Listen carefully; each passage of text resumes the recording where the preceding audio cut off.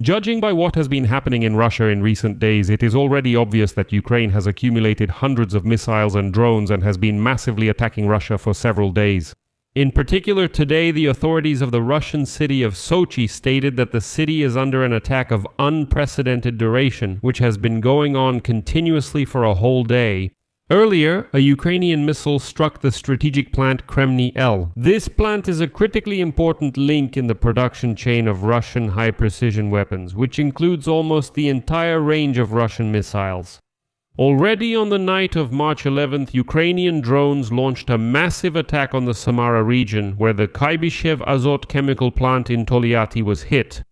Against this backdrop, the Russians, out of desperation, began or complained that the Turkish and Blue Stream gas pipelines are also under attack, just to somehow appeal to Turkey to try to stop Ukraine from striking. But the most astonishing thing is not even that. On March 9th, the Russian Ministry of Defense officially stated that Russian forces shot down 754 drones in one day, which were launched from Ukrainian territory.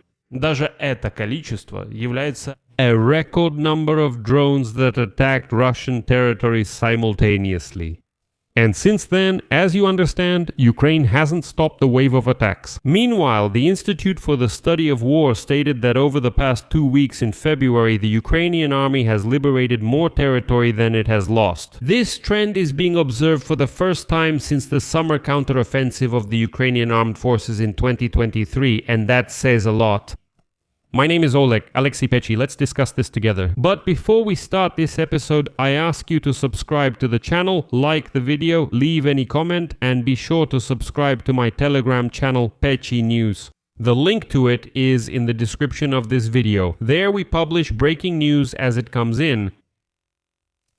So, Ukraine has been massively attacking Russia for the past 3 days with hundreds of drones and missiles, and it looks like these waves of attacks won't stop. Let me immediately mention the latest news, which shows the scale of these attacks. Today, the mayor of the Russian city of Sochi complained to Vladimir Putin that an unprecedentedly long attack on Sochi has been going on for almost a day. Well, basically in Sochi they admitted that they can't keep up with repelling the attack, so they urged the citizens to just stay at home and not go outside. On the territory of Sochi and Sirius, since the evening of March 10th, a UAV attack threat has been declared. The Sochi airport has been practically paralyzed for a whole day now. At the same time, on the night of March 11th, Ukrainian drones launched a massive attack on the Samara region. The Kremniy-L Azot chemical plant in Tolyatti was hit. After the drone strike, a fire broke out at the facility. The plant specializes in the production of chemicals such as caprolactam, polyamide 6 technical yarn, ammonium nitrate, urea, and ammonium sulfate, ammonia, nitric acid, and so on. In addition to Tolyatti, Ukrainian drones also attacked Samara and Syzran, where at least 10 explosions occurred. But probably the most important event of the past few days is something else. The day before, the General Staff of the Armed Forces of Ukraine released a video showing that the Russian microelectronics plant Kremniy-L, which produced the control systems for all types of Russian missiles, was hit by cruise missiles. And then came the official statement from the General Staff of the Armed Forces of Ukraine. In order to systematically reduce the military and economic potential of the Russian aggressor, units of the Ukrainian Defense Forces carried out successful air-launched Storm Shadow missile strikes on the Bryansk microelectronics plant Kremniy-L. And it's important to note here that the strike on the Russian microelectronics plant Kremniy-L was the most painful blow compared to all the previous strikes. Because first of all, it wasn't just one missile that hit the plant, but several. Moreover, it became obvious that the air and missile defense in this region doesn't work at all. And it's not just about the missiles themselves, but also about the drone that was filming the moment of the attack. That means this same drone was also guiding the missiles and calmly hovering over the city. And none of the vaunted Russian electronic warfare or air defense systems even noticed this drone at all. Imagine it wasn't only there during the attack, it remained for a long time. And ironically, Kremniy-L is a key enterprise in the Russian supply chain for components for air defense systems like the S-400, S-300 Pantsir, Iskander, and other missiles that Russia regularly uses to shell Ukrainian territory. Up to 90% of all the products from this enterprise were used for Russia's military needs. And it's already obvious that this enterprise won't return to its usual operations anytime soon, and that means the Ukrainian armed forces acted proactively.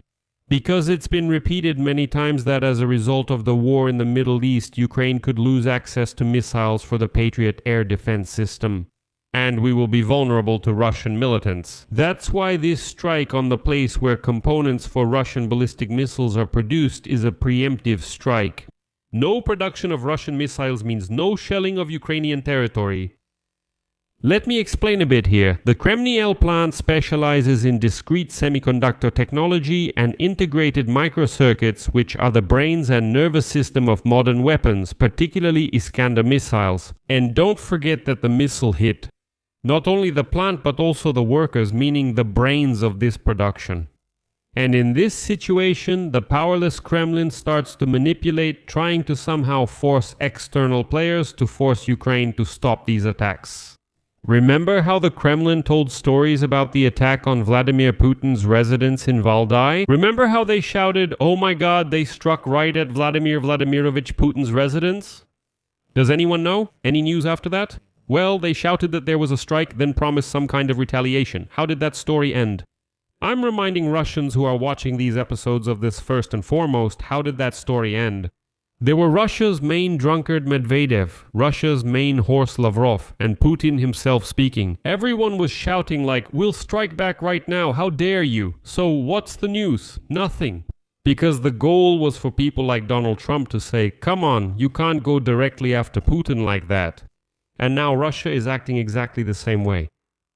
Russian Gazprom reported attacks on the export pipeline infrastructure of Turkstream and Bluestream.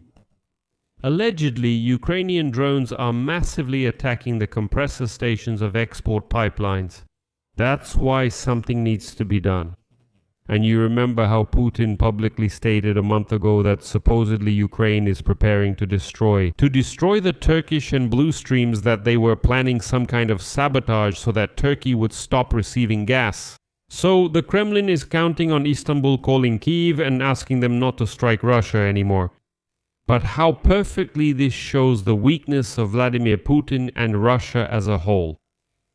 And finally, I'll just share some pleasant news. On March 9th, the Russian Ministry of Defense announced that Russian troops had shot down in one day 754 drones that were launched from the territory of Ukraine. This became a new record for the number of attacks on Russian territory. This may indicate a significant increase in drone production for the Ukrainian defense forces. I'll leave it at that. Share your opinions and conclusions in the comments below this episode. Subscribe to the channel, hit the bell, and don't forget to like. If you found this episode interesting and useful, you can support the work of this YouTube channel with your donation or a paid subscription using the links and details in the description of this video or by scanning the QR code on your screen. That's all for now. Take care of yourself. Goodbye, everyone.